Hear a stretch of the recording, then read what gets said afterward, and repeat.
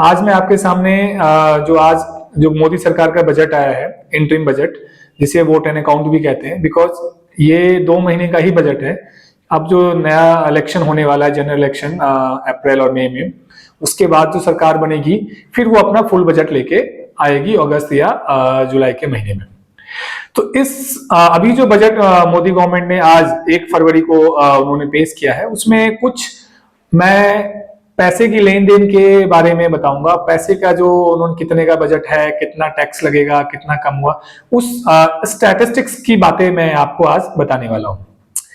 मैं उससे पहले ये बता देता हूं आपको कि बजट होता क्या है। बजट बेसिकली किसी भी देश का कितना पैसा वो उसके अकाउंट में आया और कितना उसने खर्चा किया, तो एस्टिमेटेड रिसिप्ट और एक्सपेंडिचर को हम बजट कहते हैं। इन देसी भाषा में कहते हैं कितना आपने कमाया और कितना आपने खर्चा किया, तो उसको हम क्या कहते हैं, मोटा मोटी तौर पे हम बजट कहते हैं।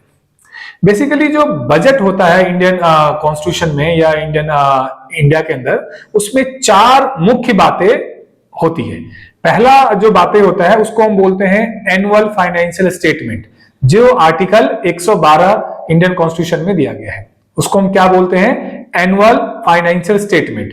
दूसरी बात होती है आपका उसके डिमांड फॉर ग्रांट। दूसरी बातें क्या होती है उसमें, डिमांड फॉर ग्रांट, मतलब कि हर एक मिनिस्ट्री का अपना एक डिमांड होता है, वो पार्लियामेंट से अप्रूव लेता है उस डिमांड को पूरा करने के लिए।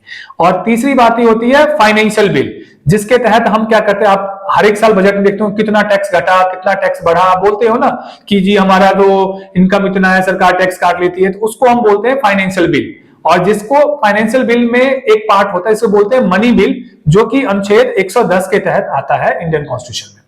तो फाइनेंशियल बिल वो बिल होता है जिसमें हम डायरेक्ट टैक्स और इनडायरेक्ट टैक्स के स्लैब के अंदर जो भी बदलाव होता है या उसके इंफॉर्मेशन होता है। अब तो डायरेक्ट टैक्स के ही बदलाव हो सकते हैं, क्योंकि इनडायरेक्ट टैक्स के लिए जीएसटी काउंसिल बनी हुई है, तो इनडायरेक्ट टैक्स तो बदलाव हम बजट के थ्रू करते नहीं है। और लास्ट बात उसके अंदर होता है फिस्कल डेफिसिट। फिस्कल डेफिसिट वो टर्म है जिसके तहत हम ये जानते हैं कि हमारे पास आमदनी कितना है और हमने खर्चा कितना किया। आमदनी अठन्नी, खर्चा रुपया का जो आपने डायलॉग सुना होगा, वो फिस्कल डेफिसिट के लिए यूज किया जाता है।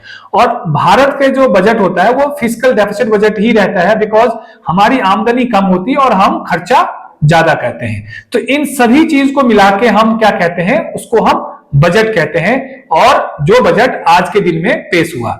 मार्गस आईएएस के साथ जुड़ने के लिए बहुत बहुत धन्यवाद।